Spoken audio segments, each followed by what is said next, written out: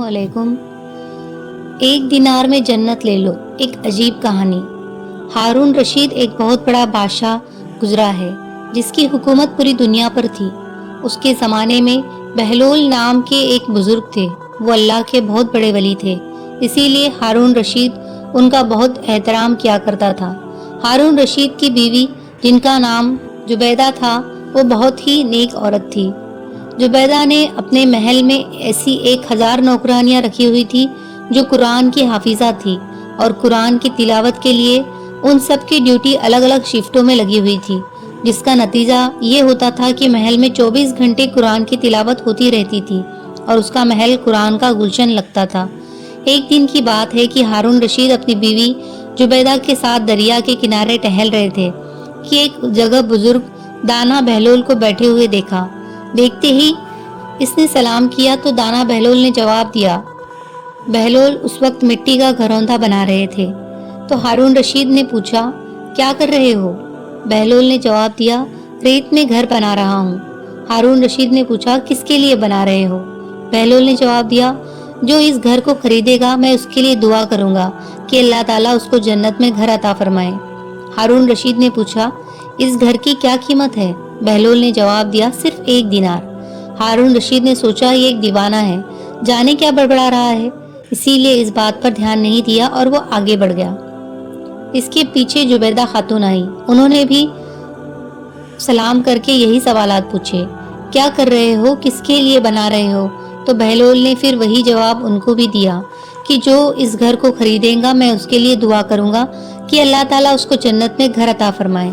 कीमत पूछने पर बहलोल ने 1 दिनार बताया, तो जुबैदा ने 1 दिनार देकर कहा, मेरे लिए दुआ कर देना, और फिर वो आगे बढ़ गई।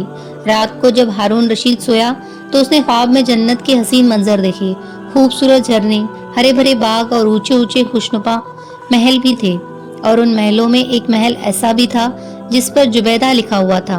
हारून रशीद ने सोचा कि मैं देखूं तो सही मेरी बीवी का घर कैसा है, लेकिन इससे पहले कि महल में दाखिल होता, महल के चौकीदार ने उसे रोक लिया। हारून रशीद ने कहा, इस महल पर मेरी बीवी का नाम लिखा है, ये मेरी बीवी का है, इसीलिए मुझे अंदर जाना है। चौकीदार ने कहा, नहीं, यहाँ का कानून अलग है, यहाँ जिसका नाम होता है उसी को अंदर जाने की इजाजत होती है, इसके अलावा किसी और को नहीं। जब चौकीदार ने हारून रशीद को पीछे धक्का दिया तो हारून रशीद की नींद खुल गई। जागने पर उसे यकीन हो गया कि बहलोल की दुआ जुबैदा के हक में कबूल हो गई, और खुद पर अफसोस करने लगा कि मैं भी अपने लिए एक घर खरीद लेता तो कितना अच्छा होता। वो सारी रात इसी अफसोस में करवटें बदलता रहा। सुबह आँख खुली तो उसने सोचा कि आज जरूर मैं दरिया के किनारे जाऊंगा और बहलोल से दुआ करवा के अपने लिए जन्नत में एक मकान जरूर खरीदूंगा। अगले दिन वो दरिया के किनारे बहलोल को तलाश करते हुए इधर उधर देख रहा था। उसने फिर बहलोल को उसी तरह मकान बनाते देखा तो करीब जाकर सलाम किया और बहलोल ने जवाब दिया। इसके बाद फिर वही सवालात शुरू हो गए। हारून रशीद ने पूछा, क्या कर रहे हो? बहलोल ने जवाब दिया, रेत में घर बना रहा हूँ। हारून रशीद ने पूछा, किसके लिए बना रहे हो? बहलोल ने जवाब दिया, जो इस घर को खरीदेगा मैं उसके लिए दुआ करूंगा कि अल्लाह ताला उसको जन्नत में घर अता फरमाए। हारून रशीद ने पूछा, इस घर की क्या कीमत है? बहलोल ने जवाब दिया, इसकी कीमत पूरी दुनिया की बादशाही है।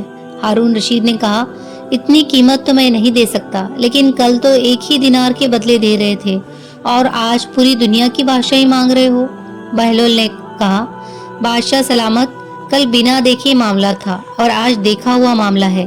कल बिना देखे सौदा था, इसीलिए सस्ता मिल रहा था, और आज चूंकि जन्नत देख आए हो इसीलिए अब इसकी कीमत ज्यादा देनी पड़ेगी। हमारी मिसाल ऐसी ही है।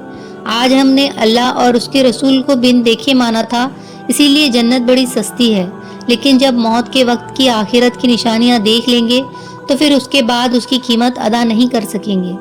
अल्लाह ताला हम सबको सही रास्ते पर चलने की तौफीक अता फरमाए। आमीन।